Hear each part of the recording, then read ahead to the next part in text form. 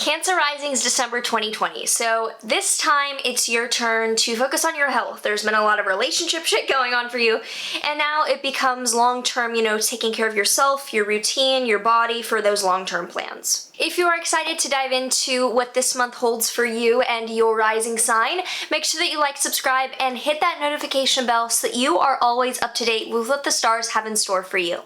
This video is brought to you by my very own Astrology Academy course. This course is a comprehensive deep dive into the foundations of Western astrology. This includes history, philosophy, technical concepts, counseling considerations, and a step-by-step guide to reading a chart. As we start the new year and finish off 2020, this is a perfect time to gift yourself the ability to accumulate knowledge and really dive into the study if that is something that you would become passionate about. All that, along with my free webinars to dip your toe in if you're new to astrology, are down below. Hi, I'm Maren. I am a professional astrologer, author, and philosophy student. I combine ancient traditional Hellenistic techniques with modern psychological counseling dynamics in order to provide grounded guidance. We start out on the 5th with Venus in your Scorpio 5th house trining Neptune in your Pisces 9th house. I like this. Some creative or romantic blessings and harmony are allowing you to see long-term visions more inspired, to be more excited about where you're going in the long term. Maybe this is a romantic partner, maybe this is some creative progress that you're like, I'm gonna take this all the way. On the 9th, the Sun in Sag is squaring Neptune and Pisces between your 6th and 9th houses, and this is where the focus on your health, possibly issues or just maintenance, becomes more clearly necessary to follow through on your long-term dreams. And with Mercury in Sag squaring Neptune in Pisces on the 13th, you do start out the beginning of the month on realizing possibly where your long-term goals are not in line with what practical steps you're taking now for particularly your physical body or your coworkers. And then on the 14th, we have a total solar eclipse in Sag in your 6th house. I have a full video on this down below.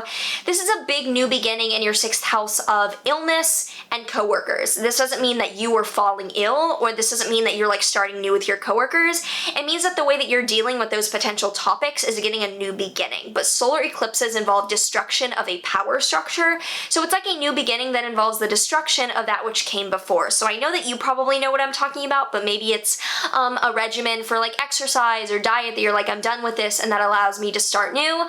Or it's like with my coworkers, I'm quitting my job and so I have new coworkers. Yeah, so on the 18th, we then have a Sun-Mercury cazimi in Sagittarius, a conjunction of illuminating information in your 6th house. You're getting information after that new beginning starts around your 6th house of physical, taking care of the issues with your body and your coworkers. Could also be pets, but I doubt that's for most of you. On the 21st, there's a Jupiter-Saturn conjunction in your Aquarius 8th house, and I have a full video on the Great Conjunction down below because this is a big deal.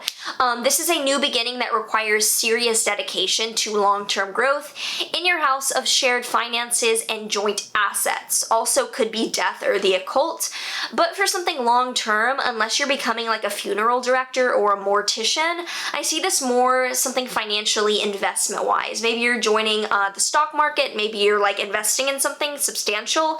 New beginning and sharing resources somehow. It could be that literally you're like dealing with a career path in death or something along those lines. I see it probably more financial for most of you. On the 21st through the 25th, Mars in your Aries 10th house is squaring Pluto in your Capricorn 10th house. So this is still an ongoing power dynamic between relationships and career and wanting to make progress in your career but feeling manipulated by a relationship. So that is still closing out at the end of the month. Some ripples over what you have finished dealing with there. On the 29th, we then have a full moon in your Cancer 1st house, a letting go of something as it pertains to your identity or your body. I have a full video on this, but this is a nicer full moon than we have had in years when the nodes of the moon were in Cancer. The North Node was in Cancer, South Node in Capricorn. This is much cleaner. So there's a saying goodbye to something around your identity, you're unveiling, maybe coming out about something that you've been hiding about your identity. And then on the 30th, we have Venus in your Sagittarius 6th house, scoring Neptune in your Pisces 9th house, ending the note on a clear confusion basis around what you're valuing and going after in your health. That is a good thing.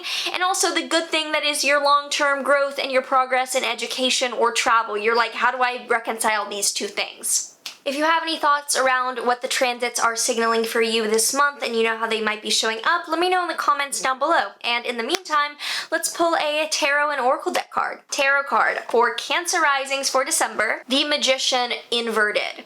So the Magician deals with the planet Mercury, with thinking, with logic, with intellect, literally inverted or reversed. It's like malfunction in thinking or incorrect thinking. So there's some incorrect thinking going on. Maybe you know that there's an assumption that you made that you're like rerouting, or something that you thought in the past, you're now, whoa, that wasn't right. And this is a little bit of like U-turn, like wrong way. So take that however it resonates. Work Your Light Oracle deck card for Cancer risings. Let's see what comes up. The Crumbling. What are you clinging on to? This is like the equivalent of the Tower in this deck, basically. There's something crumbling, and the faster that you can like deal with that or acknowledge that, the faster that you can get on to the new. So there's a crumbling going on here, especially of trust and like financial trust, or of long-term path towards that you require trusting others in, and trusting more of what here and now you need to do for your health and your well-being. If you enjoy this and you would like to check out my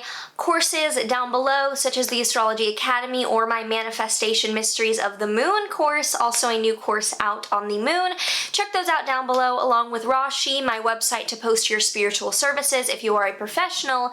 But otherwise, make sure that you like, subscribe, comment any thoughts you have down below. Do all the things as usual, sending so much love, and I will see you in the next one. There is one thing